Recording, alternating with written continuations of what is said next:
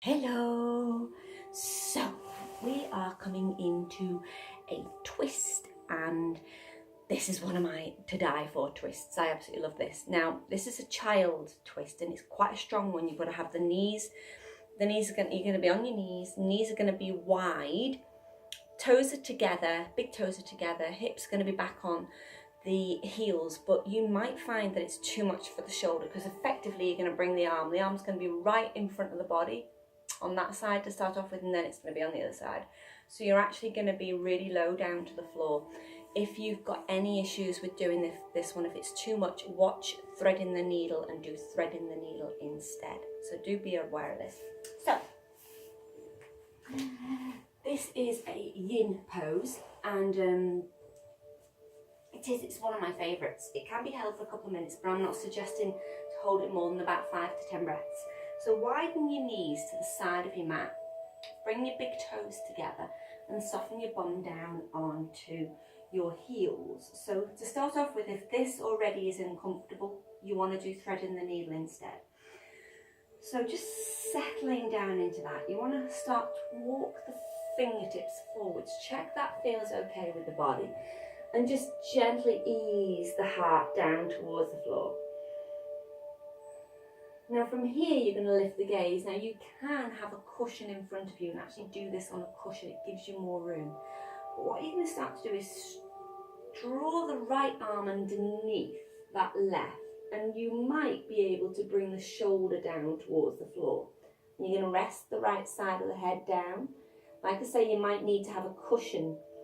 Now you can keep the arm extended if you want, but you can bring this hand round towards the back, maybe towards the top of the right thigh. Now this really does need to be comfortable, and this will really begin to come into your hip flexors as well. But that is really a really deep stretch coming into that shoulder. And of course it's a twist, so you're rolling this left shoulder back as you grasp hold, if you can reach at the top of the thigh. If not, just let the hand rest on the back. And when you're ready, you're going to release that 5 to 10 breaths. Release that arm out. Push the hand into the mat to bring that right arm. If you feel as if you can sink the chest back down towards the earth. You might need to stay on elbows there. Choose what is right for you. And again, maybe you need to use a cushion. Now I'm going to use a cushion on the other side because this is my scar side, and so to bring that arm across my chest is still a little bit tender for me. So again, extending that right arm out, you're going to bring the left arm through. So the left arm is going to come down. I'm going to bring it so my shoulder's going to come on top of it. And then again, so I'm not as deep into this now. Now if you prefer to have space for the shoulder, you can just have the head, so that's resting there. But if you are here, I suggest keeping the right hand on the floor, because otherwise you will collapse onto the floor. If the shoulder is comfortable on the floor there, release the right hand and bring the back of the right hand round towards the left side of your waist or the top of the left thigh.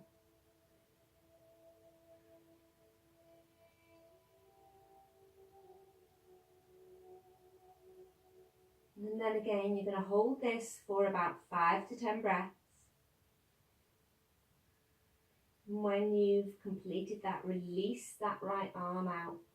Push the hand into the mat to soften that back out. Maybe you prefer just to stay on the elbows and rest the forehead onto the arms.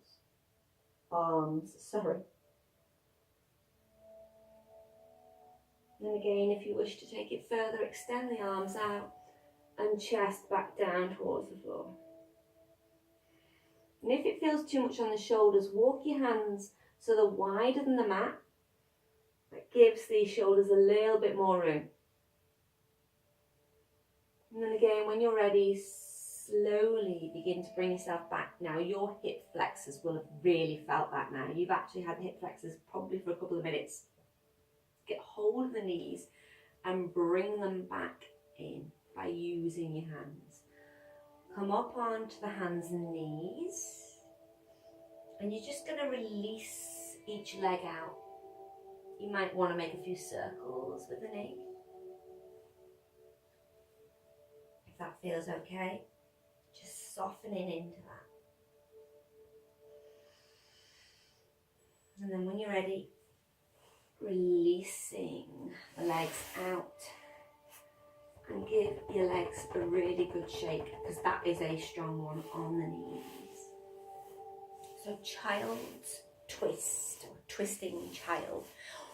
Again, like I said, really nice one, but because of the way the arm, the weight of the body's coming on to that. So you might find that, like, because this presses against me too much and it hurts, that's why I put my head on cushion before I bring the arm through, and that just gives me a little bit more room so it doesn't hurt as much. So when you're doing any kind of pose, does not matter what somebody else looks like in it or what somebody else can do in it, you do what your body is allowing you to do, and use props, use cushions, use blocks, use scarves, use pillows if you need to, use whatever's going to help you. Okay, bye bye.